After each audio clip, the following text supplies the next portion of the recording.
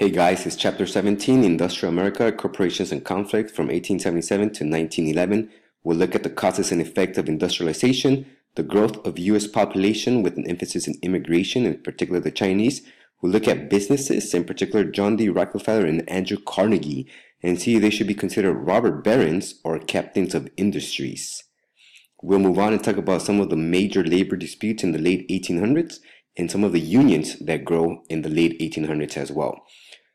So right off the top, we have industrialization. Several causes. We have natural resources, capita, which is money, innovators, people who invent things and their inventions, the population growth, and of course, immigration. Some of the effects. We have mass production, which leads to the de-skilled workers, and I'll talk about that a little bit more. Mass consumption, new industries such as advertisement, new jobs, salesmen, and managers. It creates three social classes: the wealthy, a so-called middle class, and the poor. It also creates two different types of jobs: blue collar, which is people whose jobs is physically demanding, and white collar, which is people whose jobs is a little bit lighter. And industrialization also creates inequality in income and inequality in stability. So here's an example. You might remember this political cartoon or this sketch a while back. So the assembly line, which is what we have here, was invented by Gustavus Swift in the beef industry, and he did this to cut costs in slaughterhouses. With his savings, he was able to sell his beef at lower prices than the market was giving, and his competitors were unable to beat his prices, forcing them to close their business. So after all his competitors were closed, he was then able to increase the price of beef. This became known as predatory pricing. In other words, closing the businesses of your competitors by offering a lower price and then increasing your price once your competitors are out of business. The assembly line killed the master craftsman that was introduced way back in chapter 9. The master craftsman was the individual who knew everything about a product. The assembly line, the worker knew everything of a particular piece and nothing about another piece of the same product. So in this particular case, somebody might be able to be the cowboy who brought in the beef for slaughter, but he didn't know anything else about the slaughterhouse. And these individuals here become masters of one skill, but nothing else. The assembly line put workers in hazardous conditions, though, and there was many accidents and deaths that increased yearly. Yet workers lost all powers to be able to negotiate with their employers, and they could easily be replaced because this was an unskilled job. Now, industrialization did produce a better product at affordable pricing. It provided for jobs for the masses, including women, children, and immigrants, and it did improve the economy as well. Gustavus Swift then later introduced refrigerated railroad cars so that the beef could arrive to its destinations fresh. He also introduced delivery wagons and, of course, fertilizers. Because these industries were becoming so massive, no one person or group of people were able to manage every aspect of the industry. So we have departmentalization. So let's take, for example, the Union Pacific, which was a railroad company. And the railroad company would divide its employers into different departments. So here, an individual would be the manager of the freight traffic, anything that is not people. So beef, for example, would be one, packages, magazine, newspapers. And then we have another manager who would manage passengers. And then we have another manager who will manage the services in that railroad car. So cooks, cleaning, among others. So we see the beginning of departmentalizing different major companies. During industrialization, women do get an active role. They become clerks and get office jobs. Now, 70% of low-level jobs were held by women. So while women were able to get jobs, most of the times they were the low-paying jobs. In 1876, Alexander Graham Bell introduced the telephone, and from that point on, women, for the most part, occupy the telephone industries as telephone operators. By 1900, over 4 million women were in the labor force. A lot of these jobs that women did have were dead-end jobs with no room for improvement. So after a while, women can start to complain that there is no room for improvement, whether it be in a higher position or better income, better wages. And of course, unfortunately, women were also abused by male managers. And that also becomes a big issue later on. We also have an increase of child labor from 1870 to 1930. We have some statistics here. So in 1870, the number of workers between the ages of 10 and 14 was 765. The total population of that same age group was about 4,700. So in 1870, we have about 16% of children between the ages of 10 and 14 working. By 1900, that percentage increases to about 22%, and over 1,000 child laborers are added to that. Children work in many factories, such as cotton mills. They help with glass blowing, glass works.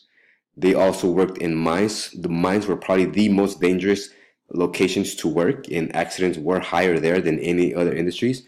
And this did not include just males, it also included females. So child labor becomes a big, big problem as well. Again, one of the causes of industrialization was the US population. And so here we see a little graph from 1880 to 1930, and we see the increase of US population and immigration here. So in 1890, we have about 5 million immigrants that are coming in. That drops a little bit, and we'll talk a little bit why that happens. And then it increases again to about 8.7 million. As usual, most immigrants came for economic opportunity, but some, like the Russian Jews, came in search of religious freedom as well. The US was seen as a place to get rich, but reality was another story. Skilled immigrants fare better than unskilled immigrants because they were able to make more money and provide for their jobs. But unskilled immigrants found it very difficult.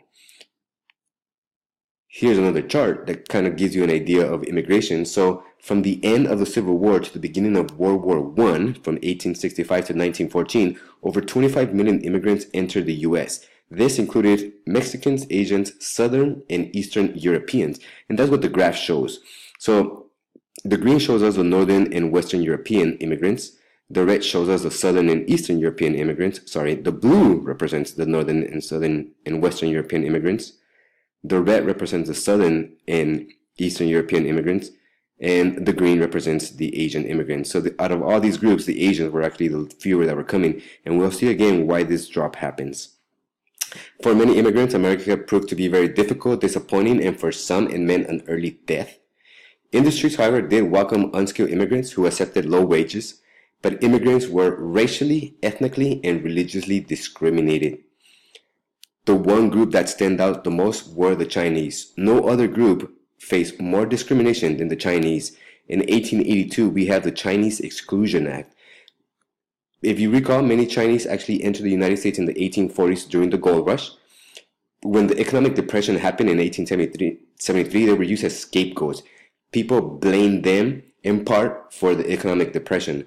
The Chinese Exclusion Act of 1882, what it did was it barred Chinese laborers from entering the US. It was the only group ever to be singled out as being prohibited from entering the US for labor purposes. And you see this political cartoon here, the only one barred out. And the Golden Gate, or the Gate of Liberty, represents the gate to the US.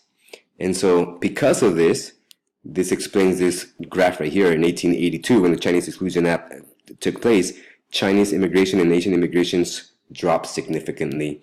Now, the Chinese were also discriminated socially. So we saw signs like "the Chinese must go" or "no Chinese." Dennis Kearney, who is this individual right here, this is in California, he blamed the Chinese for accepting low wages. And as such, it made it difficult for unions like the Workingmen's Party here to negotiate for better wages. And discrimination led to violence. On October 1871, 18 Chinese were hanged in LA in one of the worst hate crimes in U.S. history ever. In July 1877, a mob burned down Chinatown in San Francisco. And in 1885, in Rock Springs, Wyoming, white men murdered 28 Chinese. So we see that industrialization also leads to discrimination. As the United States became more industrialized, people did move from the country to the cities. And so America becomes urbanized. In 1860, about 25 million people lived in the country, and about only 6 million people lived in the cities. By 1890, things were shifting. So yes, we see an increase in rural population in part because of reproduction and immigration, but notice urban population also increases almost 4 times. So the United States become more urbanized. By 1920, more people lived in cities than lived in the country. Here we see the statistics for 7 cities and also the increase in population. New York was at top of it in 1860 during the Civil War. It had about 1 million people, more or less. By 1900, it was about 3.5 million people. So we see an increase in urbanization. People are moving to the cities. Here's another graph as well that shows you the comparison. So in 1880, we have about 72% of the people that lived in the country, rural areas, and about 28% of the people lived in the cities. By 1900, it's shifting a little bit more towards balance. So 60% of the people, U.S. population, lived in the country, and about 40% of the people lived in the cities. So as more people moved to the cities, farm labor went down. In 1900, you see that we have about 35% of the people, U.S. population, that were still farmers. So large corporations became the dominant form of business because of industrialization. And what that meant was better wages. We're going to look at this particular chart right here. So real wages from 1870 to 1900. The time between 1870 to 1900 is known as the Gilded Age, an age where there was an increase in industrialization and increase in wages. In 1870, the average annual income was about $370. By 1900, that income had rose to about $570. So there was about $200 increase in wages, which gives people purchasing powers. And that's exactly what emerges. What emerges is a consumerism culture. So companies like Sears began to introduce the department store, where people could go in there and purchase all types of items. And of course, this also provides for jobs for the unskilled, for women, for children, and for immigrants. So cities become a little bit more kind of known for what they are right now, the way they are now. Now, other companies, what they did was they realized that there was a huge rural population that was not able to come into the cities. So advertising became very popular. By the 1900s, the U.S. spent more than $900 million in advertising in billboards, newspapers, and magazines like these. So Sears, for example, in Montgomery Ward, which is the magazine that you see here, offer mail orders reaching rural Americans. So you would sign up for this magazine to arrive to your house, you would open it, and you could purchase anything from guns to toys, from bicycles to pianos, shoes, anything that you wanted. And this allowed for the rural people to be able to acquire the goods that the urban people were able to acquire as well. Salesmen introduced merchants to new affordable products. They offer incentives and suggested sale displays to be able to sell their products to this consumer culture that emerged. Now, this is in terms of society. In terms of the economy, we do have two forms of economic business taxes that are being used. We have vertical and horizontal integration. So first of all, we're going to talk about vertical integration. Vertical integration is when a person is able to dominate every aspect of a particular product, from the raw material to the finished product. So in this particular case, we're going to take petroleum. So somebody, say for example, an individual like John D. Rockefeller, which I'll talk in a minute, he goes and controls the oil fields. He then uses that crude oil and ships it with the wagons at first and then pipelines to his manufacturers, his industry. The industry refines it and it produces kerosene first, and eventually they also produce gasoline. They ship that product to the final destination. And in all these methods, only one person or one company controls it, profiting large profits. That's vertical integration. Horizontal integration is controlling one aspect of the manufacturing process, but controlling it all. So say, for example, you have individual A who controls this oil field, individual B who controls this oil field, and individual C who controls that oil field. Individual D controls all these, and what he does is he buys individual A, B, and C's oil fields, and now he controls the entire oil fields. That's called horizontal integration. So to be able to do that, you obviously need some money, and then you purchase your competitors out so that now you could determine the price of your product, and that also increases your profits. So that's vertical and horizontal integration. The individual that uses horizontal integration is John D. Rockefeller. He is known as the petroleum king. He establishes his businesses, which is Standard Oil. He controlled 95% of the nation's population by 1870, and he also gives railroads, he forces railroads to give him rebates, and he corrupts politicians as well.